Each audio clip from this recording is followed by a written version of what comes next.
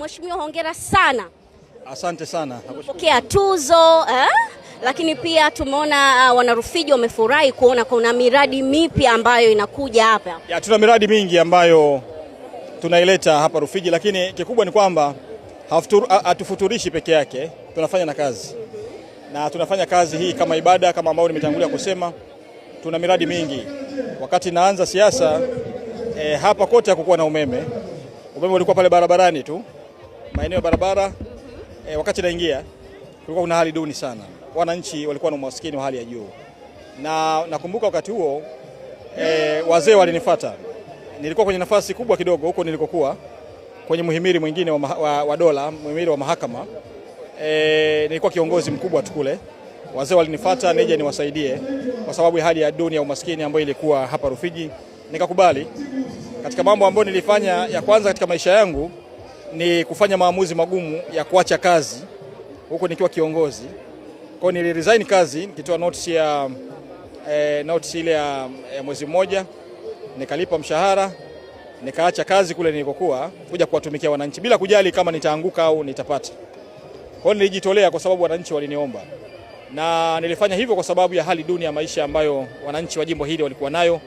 Tumeitoa Rufiji mbali sana. Kwa wasiojua ni vyema wakajua kama tumeitoa Rufiji mbali sana. Kwenye mitandao huko watu walikuwa miaka yote huko nyuma walikuwa wanaicheka sana Rufiji, kwamba watu na hali duni, hawana chochote. Ni kweli tulikuwa na hali duni sana, hatukuwa na shule.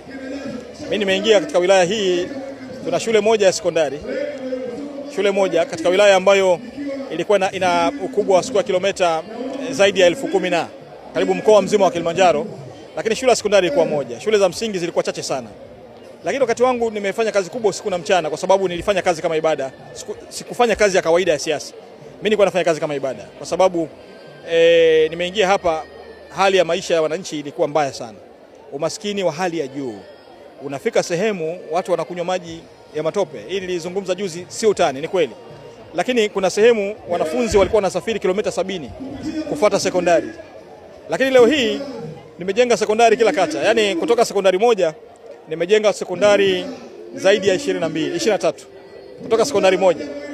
Na hii harakati hizi sikuzianza leo. Katika serikali ya awamu ya 6 nilianza toka serikali ya awamu ya 5 wakati wa Rais Dr. John Pombe Magufuli. Tulianza harakati hizo kwa kukimbizana huku na huku, kupita kila mlango, kupita kuomba, kufanya hiki na kile. Kwa hiyo tulifanya kazi kubwa sana, na wakati mwingine wananchi waliniona kwenye mitumbwi wakati wa mafuriko, nahangaika nao bila kujali kuna mamba. Nakumbuka kuna siku mafuriko yalikuwa makubwa sana, wananchi zaidi ya 7 walichukuliwa na maji. Nilianza safari kuanzia Muhoro, tukapita hapo na mtumbwi, nikavuka hapo, tukaenda moja kwa moja mpaka kata ya mwisho kule karibu na mradi wa umeme. Katikati ya mto mkubwa huu wa Rufiji. Nakumbuka siku hiyo tuliishiwa mafuta, lakini ninashukuru kwamba yule bwana alikuwa anaendesha, alikuwa na utaalamu kidogo. Kwa na maji ulivyokuwa ukielekea kwenye eneo la kule uzalishaji wa umeme, maji yalikuwa yanakuja kwa kasi kuja kwetu, lakini alijitahidi kuhakikisha kwamba anapeleka ule mtumbwi mpaka ukafika kwenye eneo la kando ya mto. Lakini tungekuwa tunazungumza mengine, lakini hayo yote ilikuwa ni kuwakimbilia wananchi. Kwa hiyo tulikuwa na hali duni sana.